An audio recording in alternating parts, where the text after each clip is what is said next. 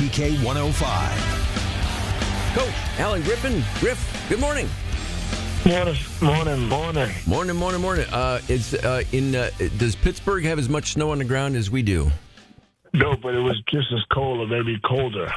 oh man. Yeah, it was really cold. Cold, and then the game again, kind of a similar story. Griff starting out strong. The guys started tough and up 16 there at one point, and then whatever happens at about the same point in the game just kind of took over and a similar outcome. But the guys gutting it out and fighting hard. Yeah, definitely. I think the one common thing, regardless of what anybody says or whatever, is that these guys are still playing and they're still trying to win. We could easily have a disaster where these guys could stop playing and just shut it down, and that's a testament to what Coach Autry is doing and the respect that these kids have for what and the time that he's putting in with these guys. So we're gonna fight to the end. We're gonna finish to the end, and it's funny. I read something yesterday, and somebody said basically, we're on the borderline to making the ACC tournament. We should just let the season go. And I'm like, that's a loser. Whoever said that, you know what I mean? Because at the end of the day, these kids are going to fight and they're going to give us everything to the end. And we're not losers, and that's a loser's mentality. And that guy can go F himself, to be honest with you. Good for you. Good for you. Yeah. And I watched the post-game interviews with the guys, regardless of the game and the most recent ones. And you're right. I mean, they're mentally, they're trying, they're working, and they're staying positive through the whole season. And I remember having a conversation, and I wish I could remember who was a guy who had played on the SU football team. And in any sport, if you play long enough, you're always going to be on either end of like a big blowout win or a loss, or whatever the case may be. And he said, the same thing. It would be easy to just throw up your hands, halfway through a game. But he said, until the end of the game, and it's like it is. You play hard, and that's the game. Yeah, that's it. You don't work all as hard as you work to just say, okay, when it's hard and you can't get over the hump to say, you know what, I'm gonna just throw in the towel. Like, that's not what Syracuse basketball was or is about. We've had losing, we've lost in seasons before. We've been number one and lost in the first round.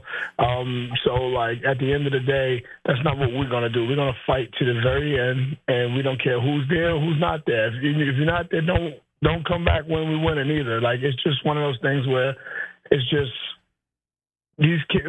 You got to give these kids. I hate losing. I think our whole staff hate losing. Losing is not part of who we are. But at the end of the day, there's a silver lining in some of this. And the one thing is these kids did not quit, or they're not quitting. They're trying their hardest, and this is just what their hardest. This is what they're given, and we just got to figure out a way to continue to figure out a way to try to win with what they're trying to give, and that's what we're doing as a staff.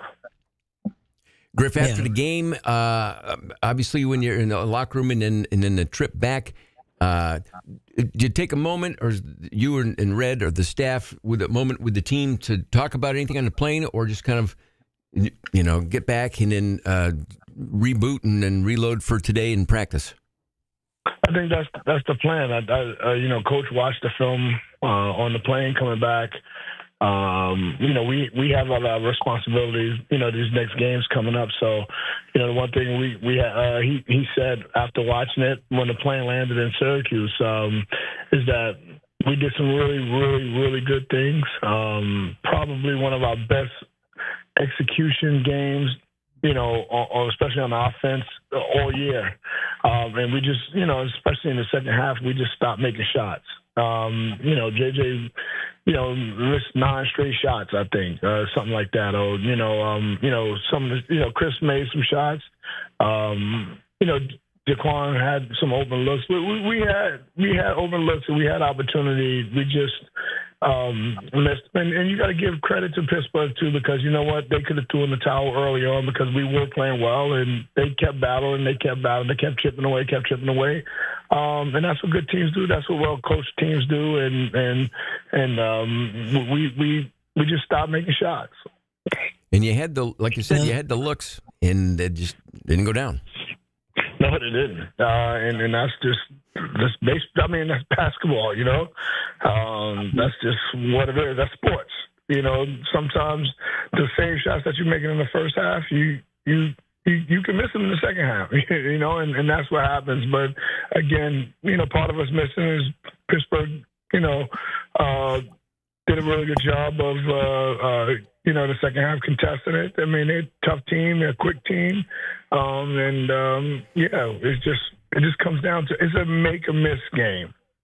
That's just point blank, period. It's a make or miss game. And you know what?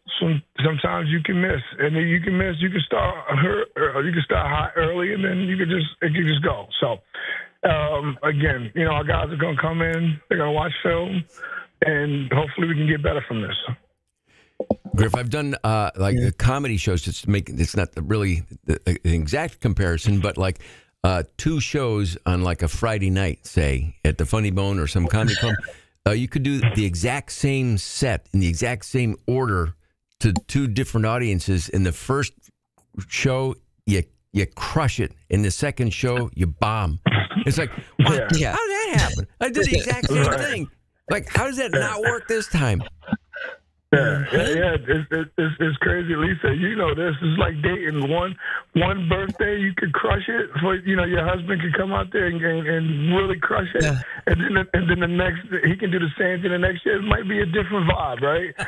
We're in a different space, and we're in a different space. So, you know, you kind of it kind of goes like that. But I think at the end of the day, the one thing that we're not letting go is that these kids are continuing to come and work every day. They're giving us their all.